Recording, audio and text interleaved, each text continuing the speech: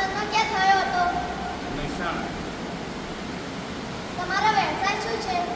અને પાણી સાથે સંકળાયેલા છે. પાણીનું શુદ્ધિકરણ કરી પબ્લિકને વિતરણ કરવાનું. તમારી જળ સંસાધન વિશે તમારે શું જવાબદારી આવે છે? પાણી ચોમાસા દરમિયાન પાણી ખરાબ આવે, પાણીની અંદર તરફી વધુ આવે તો એની અંદર એડેમ પ્રોજેક્ટ કરી પાણી ક્લીન કરી અને પબ્લિકમાં પાણી ચોખ્ખું પાણી પીવા માટે આવવાનું. પાણીના વિભાગમાં નોકરિયાતો ભૂમિને શું કહે છે? પાણીનું શુદ્ધિકરણ કરી અને પબ્લિકને આપવાનું, પીવા માટે લાયક પાણી બનાવીને પબ્લિકને આપવા માટે. જળ વ્યવસ્થા માટે હાલની નીતિ કઈ છે?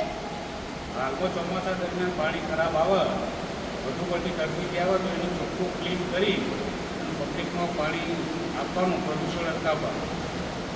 જળ સંસાધનની સ્થાનિક સ્થિતિ કઈ છે?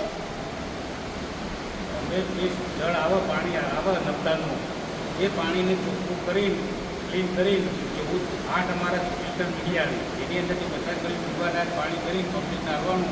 30 ml અમારું દરરોજનું સપ્લાય થાય છે. જળ સંસાધનનો મુખ્ય મુદ્દો કયો છે? પાણીનું પ્રદૂષણ અટકાવવાનું થઈ ગયું.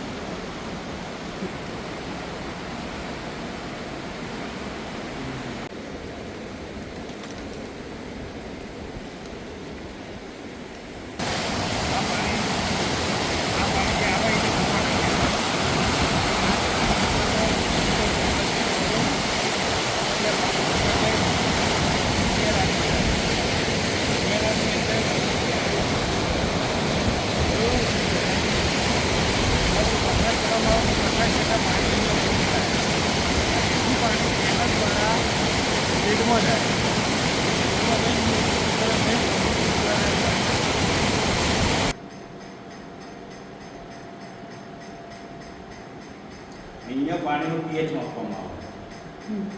7.5 થી 8.5 પીએચ વાળું પાણી પીવાલાયક ગણાય. જેથી વધુ પીએચ હોય તો પાણી એસિડિક બની જાય, એટલે પીવાના કામમાં ના આવે. બરાબર. બીજું આ યુનિટ છે કે આની અંદર પાણીનું ટીડીએસ માપવામાં આવે.